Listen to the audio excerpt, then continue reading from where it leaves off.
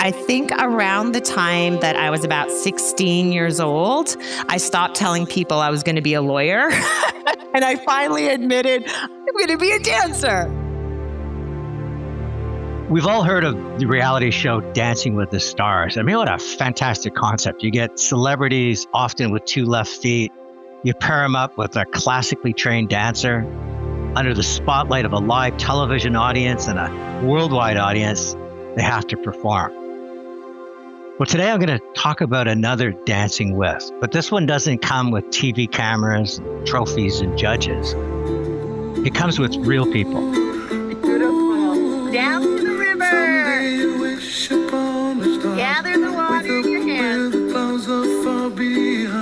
Let that water trickle down your fingers, down your arms. Come on into your heart. Send your love out. We're going to push the sand away on one side. People that have Parkinson's, people that are struggling with their mobility. And what I just witnessed leading into this interview is this extraordinary human being, Sarah Robichaud, who's going to be my guest today, leading people from all over Canada, potentially the world, through this dance exercise. It is that exploration of movement. This whole program is about exploring the limitless possibilities. There is no end result. It is just a continual learning and exploration. Push it as far away as you can. Push anything that doesn't feel good away for now. We don't need it. Now reach out, grab the joy and the love. Sitting in a chair, but if you could experience it, and I'll put some video on the podcast notes. Sarah doesn't talk with her voice. She talks with her body, her movement, her energy is just so captivating that she just draws the best out of everybody. Yeah. Ready? I love it. This clock turns into a tango. And when I was researching the show, and which we're going to learn more about, medical authorities have come to study it because they have no understanding how people that sometimes even struggle to get into the room, to sit in the chair, start to move and walk out of the room freely. We are literally becoming a very integral piece to like preventative brain health care and programming in our country. So what is it within our mind that music and dance and the mystery and magic of Sarah all comes together? Well, we're going to find that out today on Chatter That Matters. When I see people be proud of themselves, that is my motivation to do the work. I love to see other people reach their potential. Hi, it's Tony Chapman. Thank you for listening to Chatter That Matters, presented by RBC.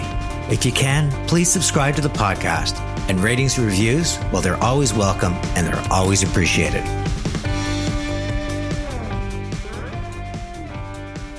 Sarah, welcome to the show.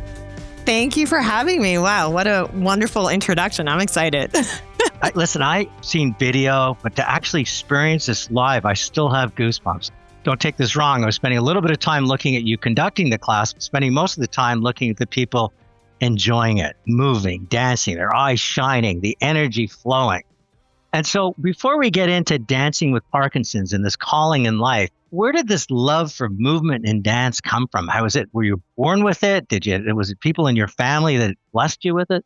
I think I was born with it. My mom was an Irish dancer. Maybe I inherited that, but for as long as I can remember, I was always like leading my cousins in, let's put on a show, you know, in the backyard. Like I was always like, look at my no-hander cartwheel. I just always wanted to be moving and like using my body. How did that sort of fit into the world that you were in? Because when you're children, we tend to always sort of find this common denominator that we can all coexist. But to me, this calling that happened so early, you said you're inviting your friends in to do shows, but did you find that over time you had to find like-minded people that really celebrated the arts because they understood you more? I wanted to dance very early. And so, I went to a professional dance school, the Canadian Children's Dance Theatre. And from a very young age, I was being taught dance as a professional. There were sort of no days off and no excuses. And we were working with like renowned choreographers and performing. So I think I developed the sort of work ethic, but also that appreciation for like that artistic exploration and creation at a really young age. I was very lucky. And when did you know that this is more than something I enjoy to do to something that would be my life's calling? I think around the time that I was about 16 years old, I stopped telling people I was going to be a lawyer. And I finally admitted, I'm going to be a dancer. I mean, who gets to be a dancer and make a life out of dancing, right? It felt ridiculous, but there was sort of no tearing me away from the sort of transformation that I felt when I was moving, when I was performing, but also for me, being in the studio, the actual process, the development, the curiosity of like what else is possible, doing a million plies, but never getting it right. The sort of incompleteness. How can I make this better? How can I stretch this more? If you ask any of my friends, if they stood behind me in the ballet bar class, they'd be like, why is she going so slow? And it's like, I was always trying to suck out the very last molecule of movement. It felt luxurious. It's exquisite. Very often when you pick a lane, I'm going to be a dancer at age 16, you start finding yourself in the company of other people that have made a similar declaration. Did you ever feel like an imposter? I remember the first year I went to university. I came out of high school. I thought I was pretty smart, but I went to university and went, wow, there's a lot of smart people in this class. Did you ever have that experience where you're looking over at the bar and saying, I'm a best, someone's going to be in the chorus, I'm never going to be the lead? As dancers, your best friends are your competitors, right? And also your biggest form of inspiration. I don't think I ever looked at anyone and said, I'm never going to be as good as them. I really turned inwards and was always working to be the best that I could be. I strived to be the lead. Often, there was a lot of times I didn't get to be the lead, but there was always something to learn in an ensemble role. Or for me personally, there was a lot to learn when I was rejected from job after job after job. And that hustle and grit, some of the stuff that makes me able to do what I do today. We don't take no for an answer around here. And that's where I learned it. You talk about rejection, but it's also in that world, it's wearing many hats. Soloist, choreographer, actor, teacher. I mean, did you feel that I have to do this to survive? Or did you see that most of the things you were doing were in fact lessons in life that would only help you become better, find that extra ounce of movement on the ballet bar? I think it was my approach to life. I think it's my approach to everything that I do. I give 1,000%. But everything that I was doing was a means to get me on the stage, performing, in the studio, creating, because that was the place, and it's still the place where I feel at home. I feel at home in my body and in my heart. And yeah, it's transformational, that space for me. And before we get into Dancing with Parkinson, my last question is, you had a really interesting career. I mean, I went back and I saw the TV personality. There was a fitness expert. There was publishing books, very confident on national TV and interviews. That's all about you, breathing in that attention. And I'm curious, did you naturally make the move when we get into Dancing with Parkinson, where it was less about you and much more about the audience that you wanted to move? To be honest, none of the things that I did were ever planned. I wasn't like, I'm going to be on national TV as a fitness expert. My journey was always about, this feels right in the moment. Not only am I going to be a personal trainer, I'm going to write a book about fitness. Like, I always need to take it to the nth degree. So all of those things were sort of an evolution of this feels right for me right now. But the thing I think that joins it all together, every single thing that I've done, I love to see other people reach their potential. It does something insane to me. So as a personal trainer, when people would walk in the door on week 1 and then on week 6 go, my back feels so much better. I couldn't do one push-up, and now I can pick up my kids. And when I see people be proud of themselves, that is my motivation to do the work. I know that I'm really lucky. I have this gift to help people access possibilities and opportunities through their body that maybe other people can't. I don't know. Listening to this is a lot of things happened by chance. There was doors, there's opportunities you saw.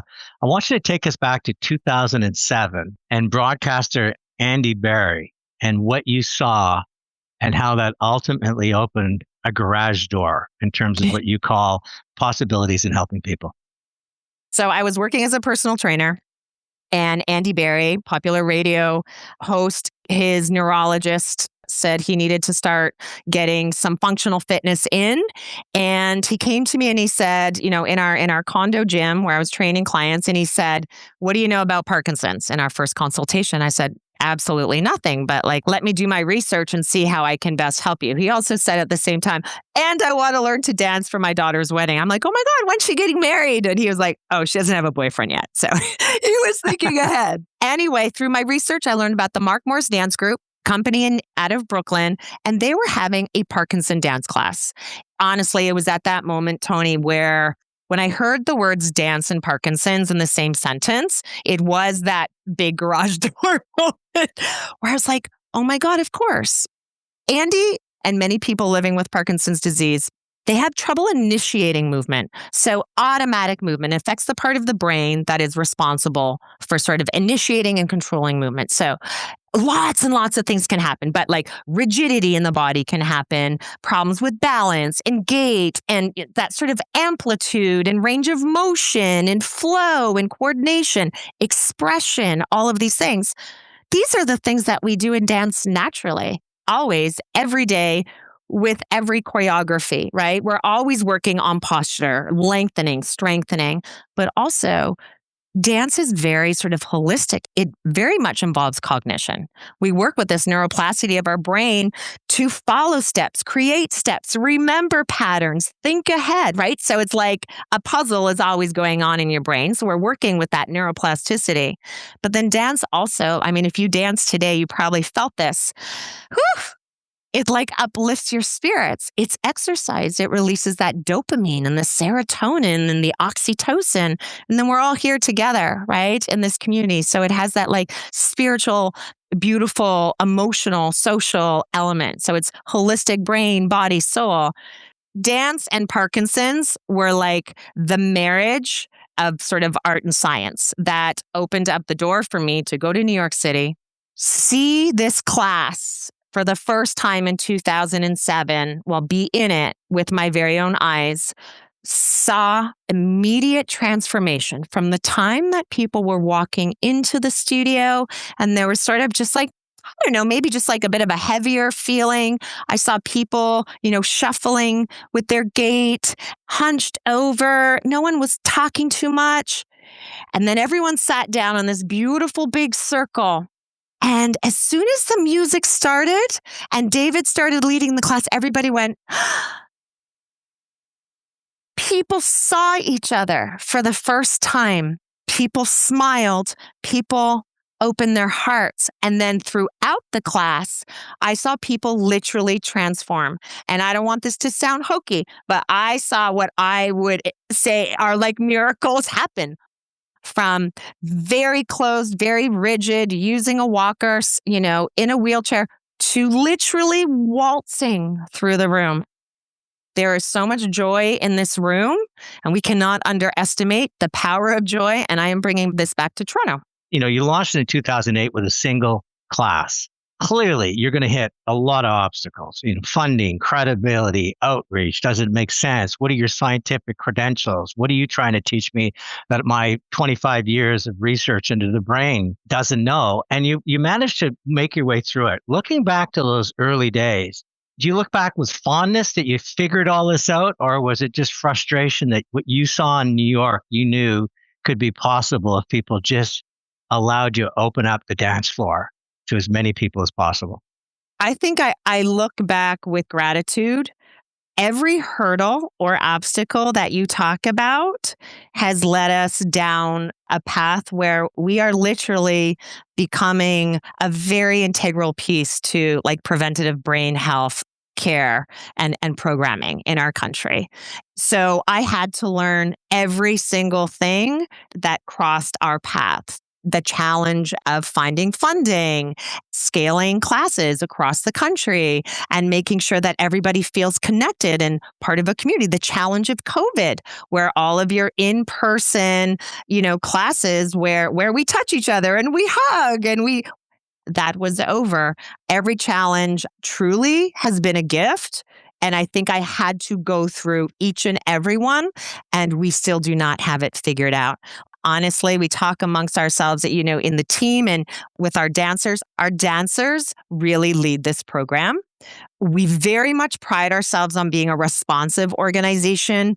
And that means that I don't have all the answers. Nobody on my team has all the answers. We actually collectively and collaboratively keep asking the questions. We dig further, we ask more questions to continue the evolution, but we still have a long way to go. We know what works now, the intangible things like joy, leading with love, care and creativity, consistency, collaboration, community. These are like the pillars of healthy aging: physical activity, connection to community, working our brains. But we don't have it all figured out in terms of people who are creating policy. And every doctor across our nation understands that dancing with Parkinson's is a social prescription. It needs to be a social prescription. The Brain Injury Canada Centre estimates that one Canadian receives a brain injury every 3 minutes. Their life can change in a heartbeat. There's an economic, a personal, a social impact that plays an enormous toll on some of these patients and their families. We just heard a few words from Wayne Bossert. He'll be joining the show to talk about the research that's going into brain health. Before we get to Wayne, Sarah and I dwell further into the imagery of the Dancing with Parkinson's program. We also talk about how far she believes the shooting star can go, and we get a chance to talk to a few extraordinary dancers.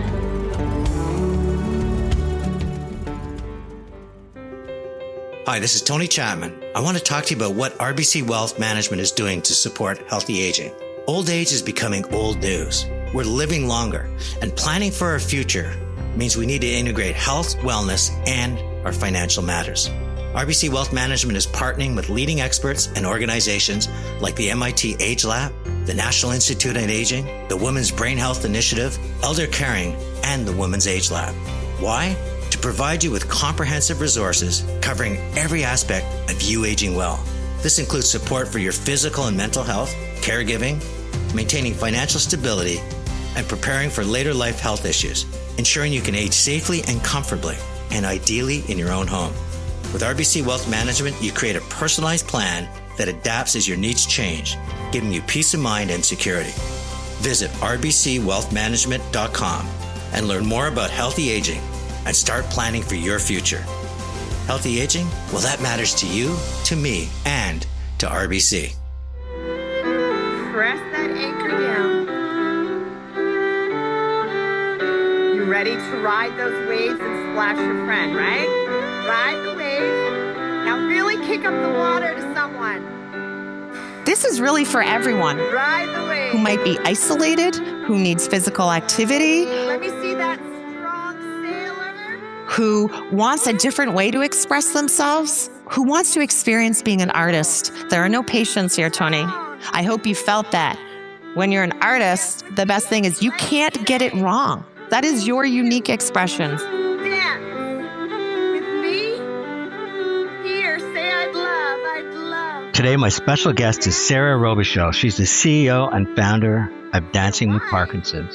And she's dancing into the head, heart, and hands of people who suffer from Parkinson's all over the world.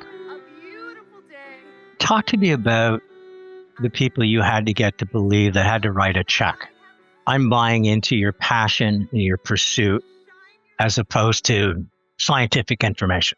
Who was among the first that said, I don't know how you do it. I just love what you do.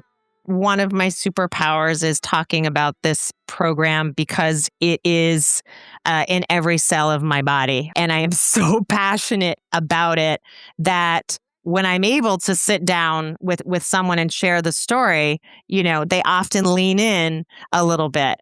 We have had a lot of, family foundations who have been very generous, but often our connections to funding have often been through people who have been part of the program, a family member, etc., in the earlier days. Now, because we have the proof of concept, we have 18 years proving the efficacy of the program. We have all the data, more to be done. The research has been done. We have, a medical advisory committee and a really strong board. Like, we've built this organization from one person offering one free class a week to really a national presence. We have obviously more capacity to reach out to funders, but we're always looking for funders.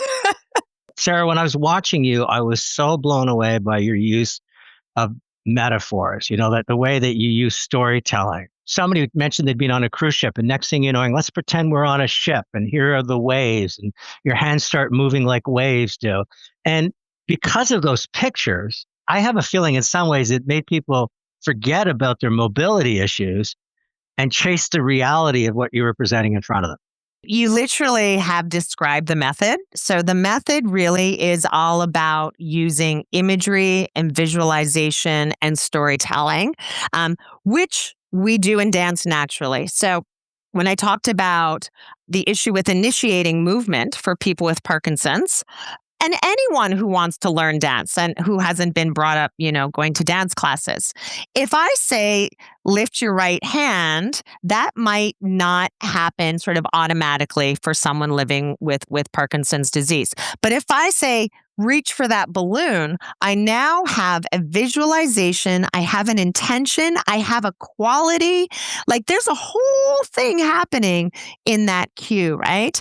Part of our program, which we infuse every single class with, is that idea that we can go anywhere.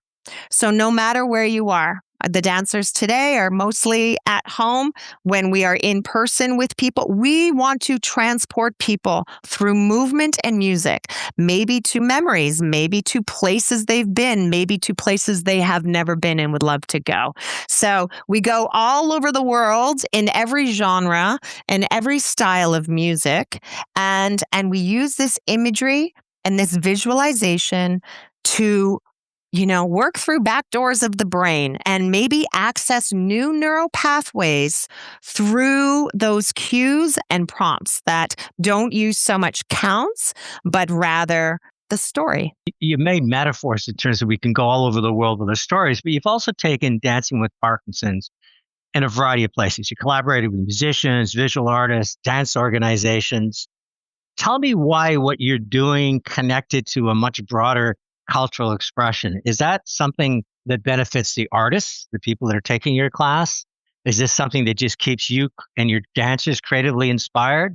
Or do you think that by bringing this to the world, they too can appreciate the power of dance and music and storytelling, regardless of what their physical situation is or the quality of their brain health? We have been really fortunate since the day I started delivering classes. We have been able to connect and collaborate with world-renowned artists and musicians and visual artists. And for me, as an artist, I need to be inspired. And in order to be inspired, I need to be immersed and experience things in the world. And sometimes that's just listening to someone's story, but sometimes it's actually working with someone's artistry, right? We've met with painters and visual artists. We've workshopped and danced in an experiential way their creativity, their unique expression. So it's finding commonalities with all of these different modalities of art making that I like to bring back. How do we embody it? And again, it is very unique to the artist. This is, again, a place where we get to be curious and you can't get it wrong. It is that exploration of movement. This whole program is about exploring the limitless possibilities. There is no end result. It is just a continual learning and exploration.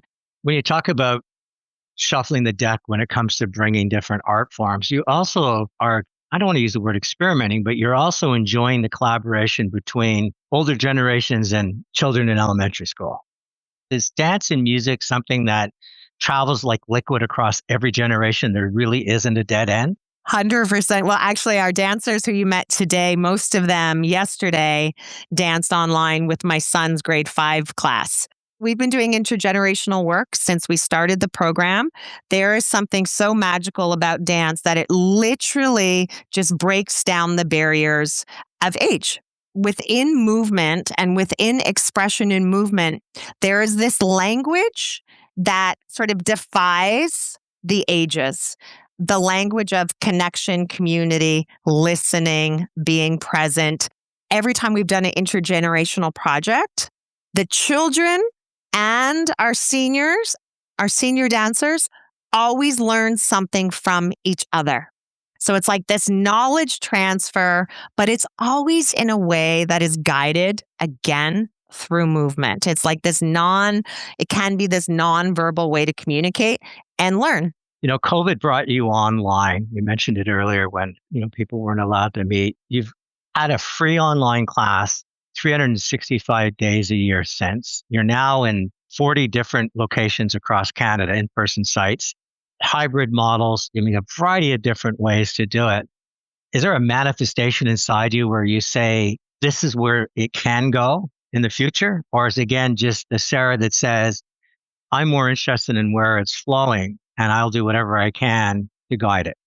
I never started this program to have a national program. I never started this program to become a CEO of anything. I started this program because I wanted to give back with my art and I wanted to see people feel free and happy in their bodies. Here we are. It kept happening every day since that first day. And more people would reach out and say, I could really use this. I just keep saying yes. There is no turning away from how integral this program is in people's lives. It is a lifeline for many, and I do not say that lightly. My vision now, I very clearly see our program being integrated into the preventative, brain health system. We hit all the pillars to keep people aging healthily with vitality in place. We make our programs accessible geographically, financially. We even offer programming in different languages. We treat every community as unique communities. Every context is different. We listen. We try and adapt our program for the people that we're serving because the results, the tangible and the intangible, you made my day, to this is why I got out of bed, to the 80% of people feel less depressed when doing this class, to the 6,000 people who have signed up, to the 100 people are still here with us today. This tells me this program works and it's necessary. Sarah, I'd love you to turn on the mic and I'd like to ask a couple of people what they feel. Yeah, let's do that. Marjorie, how long have you taken this program? I think since COVID, when it was offered to seniors. This is a new family for me. Anybody else want to say anything? Maggie, go, and then we'll go around. I can see. I just wanted to mention that it's not just for Parkinson's people. I don't have Parkinson's, but I have other issues. This is absolutely fabulous. Mary Ann and Bruno? We've been participating in this program for 14 years. And I got to give Sarah credit. It's her passion and dedication that makes this thing go. I think the evidence is quite clear that this thing works with the Parkinson community. I can tell you that dancing, motion, and exercise works. So wonderful. Carolyn in Ottawa? We'll take one more. I don't have Parkinson's, but I have a family history of dementias. I think my brain and my body are working better And so I'm very grateful for the whole team and all the new friends that I've made for this program. I always end my shows with my three takeaways. And my first takeaway happened before you even uttered a word. That was just watching you and the 100 people that showed up today to take your class. You have a very special spirit about you. It's not just the way that you move. It's not just the cadence of your voice. You're the Pied Piper taking people back to a place where they're free and they have mobility. And I think that is one of the most special gifts that can be brought to humanity. Second thing I love about you is that you don't pretend to have all the answers. You don't actually think that's a superpower. The superpower is not having all the answers and surrounding yourself with people and listening and being open to opportunities and saying yes versus saying no. And I think that's a lesson in life for so many people, that we're kind of conditioned to go yes or no, fight or flight. But I think what you're open-minded is, it lets you down paths, and you never know what that path is going to take you, including working in a gym in a condo and somebody coming in saying, do you know anything about Parkinson's? And think about where we are today. And I guess the final thing is, as much as you have to take on the responsibility of the CEO, off the tip of your tongue, talk about all the reasons why we should support it, fund it, should be part of a preventive medicine. I mean, you have all the CEO characteristics of somebody that knows their business of doing business. Where I think your heart still beats the strongest and your eyes shine is where I saw you today on a couch alone, dancing to 100 people on their screens. And you were with every one of them, no matter where they were in the world. And I truly feel blessed that you were part of Chatter That Matters. This is the most special place of belonging, and it really is my favorite place in the world to be. So I am grateful to all my dancers who show up every day. And thank you, Tony, for letting me share my story with you and with our community.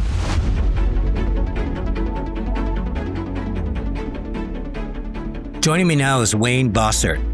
He's a deputy chairman and head of global ultra high worth net clients. And as much as I'd like to talk to Wayne about what it's like to deal with ultra high net worth clients, I'm actually going to focus on what Wayne does outside of the RBC. Wayne, you've been involved in healthcare for a long time, serving on a number of boards, including Trillium. And more recently, I read that you're involved with Brain Canada Foundation. That's exactly right, Tony. What attracted you to Brain Canada Foundation? What do they do?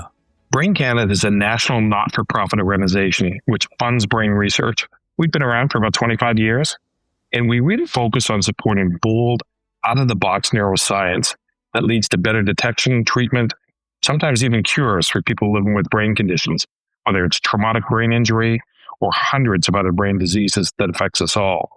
You got to know, Tony, Canada is one of the 5 most active countries in neuroscience. Canadian researchers have contributed to major scientific advancements in brain research that have furthered the field both nationally and globally. And we're thrilled at Brain Canada to be playing a part in that success. Wayne, how do we make sure that when we have that kind of intellectual firepower, and I'm also understanding we've got it in AI, quantum computing, that we can keep it in Canada, that Canada, it turns not only to just contributing to the world, but also contributing to purposeful jobs, more research, a great experience for the economy in general? Yeah, I think a huge part of that, Tony, is our ability to keep the researchers in Canada. But they need access to funding. They need access to special resources. And that's specifically what Brain Canada does. It's a unique partnership with the federal government, specifically Health Canada, that matches federal government funding through the Canada Brain Research Fund with contributions from donors and partners, Canadian researchers doing brain research in this country and keeping them close to home. Something that you run into a lot with brain issues is that freak accidents, especially with, youth that might be, thinking they can dive where they can dive and stuff, that their whole life changes on a dime. The Brain Injury Canada Centre estimates that 1 Canadian receives a brain injury every 3 minutes. Their life could change in a heartbeat. There's an economic, a personal, a social impact that plays an enormous toll on some of these patients and their families. One of the things I saw when I was the board chair at Trillium Health Partners is the impact on the health services network in Canada related to brain injury is greater than heart and cancer combined. Well, it's time for you to bridge between your personal commitment to healthcare and also your role at RBC. We've been involved with Brain Canada since its inception more than 25 years ago. corporate Canada needs to do more. The human, social, economic impact of brain-related conditions of all types is just too large for us not to take a leadership role. And so we were one of the founding members of Brain Canada. We've been actively engaged. We've committed funding, volunteer hours. We've got many of our staff that are involved with Brain Canada related activities, create a youth mental health platform powered by RBC Future Launch that supports some of the pioneering research led by Dr. Sean Hill from CAMH.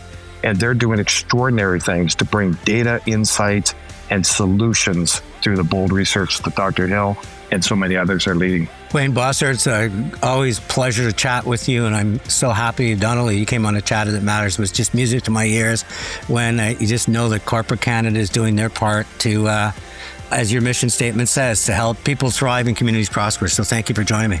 Tony, it was great to be with you, and thanks for leading the way in this important area as well. Once again, a special thanks to RBC for supporting Chatter That Matters. It's Tony Chapman. Thanks for listening, and let's chat soon.